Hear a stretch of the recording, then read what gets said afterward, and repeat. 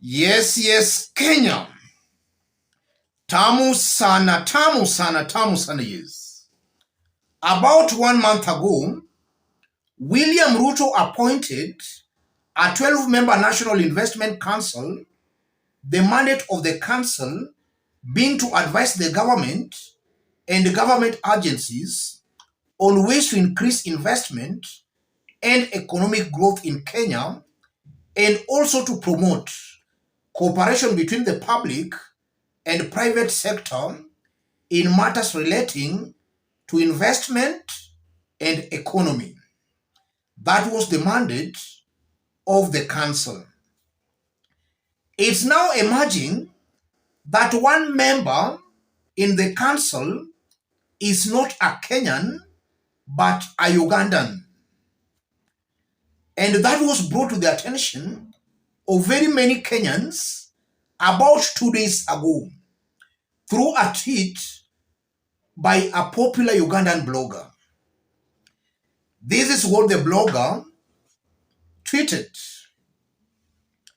Sarah Kagingo, Kenya President Ruto appoints Uganda's Sheila Yarisima on investment council. That's the tweet by the Ugandan blogger.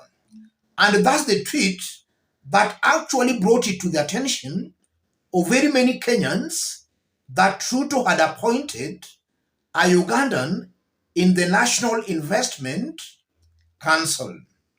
If you go through that story, Kenya President William Ruto has appointed Uganda's Sheila Yarisima to the National Investment Council, making her the only non-Kenyan on the council.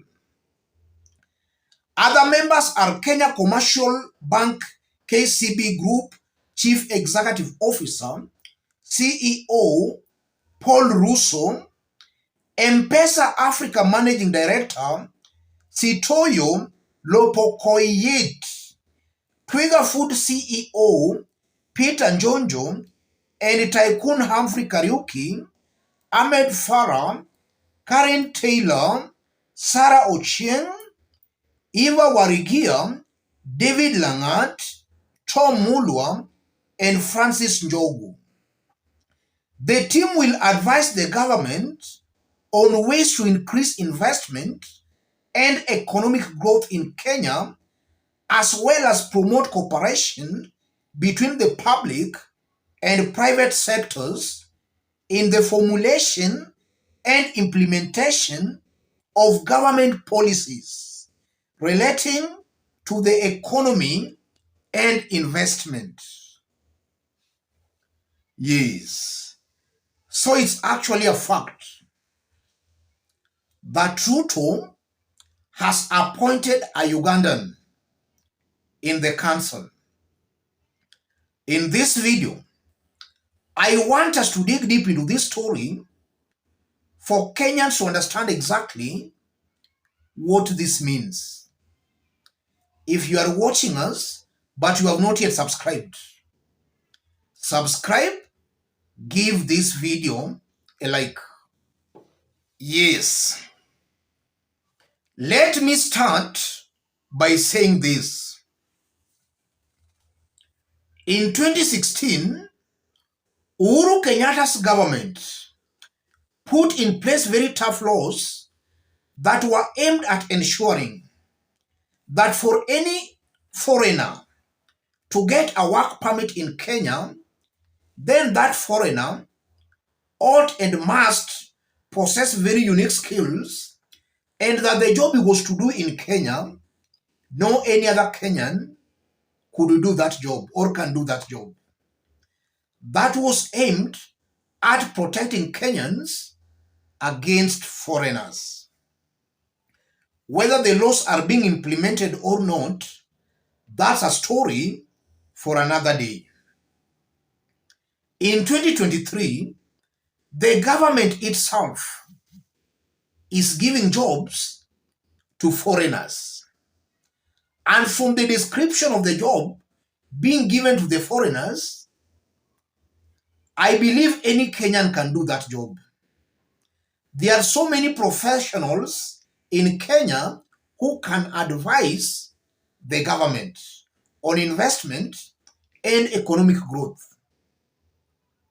That does not require a very unique skill. But all in all, William Ruto has given that job to a foreigner. What does that mean, ladies and gentlemen?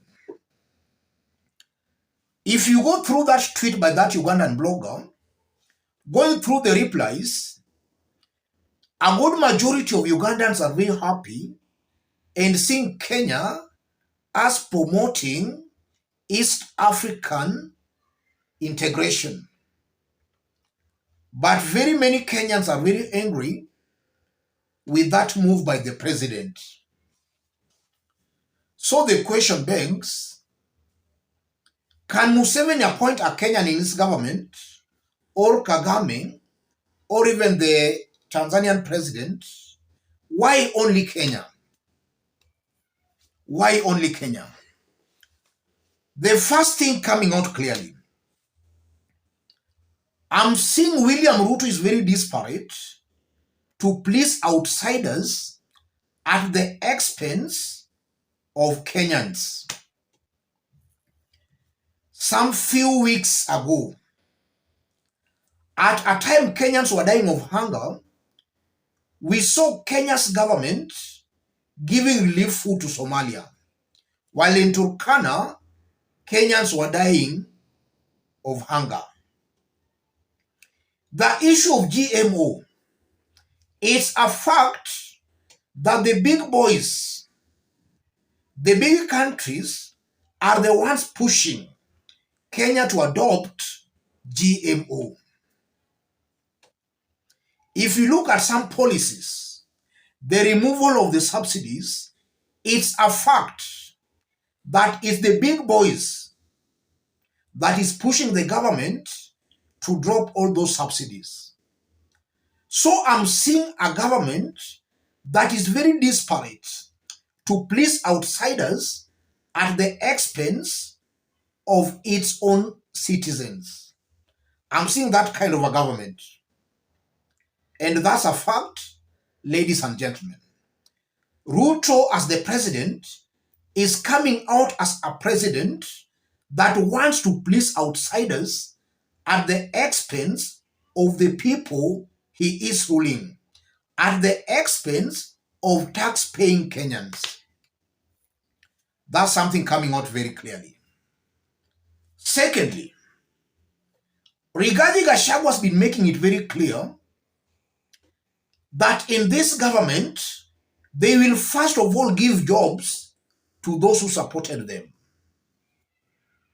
After that, they will think about the position. So, could it be possible that this Ugandan supported William Ruto's re-election? Could that be possible? And could it confirm, if at all it's true, that outsiders interfered with Kenya's presidential elections? Because Rigathi made it very clear that they'll start first with those who supported them.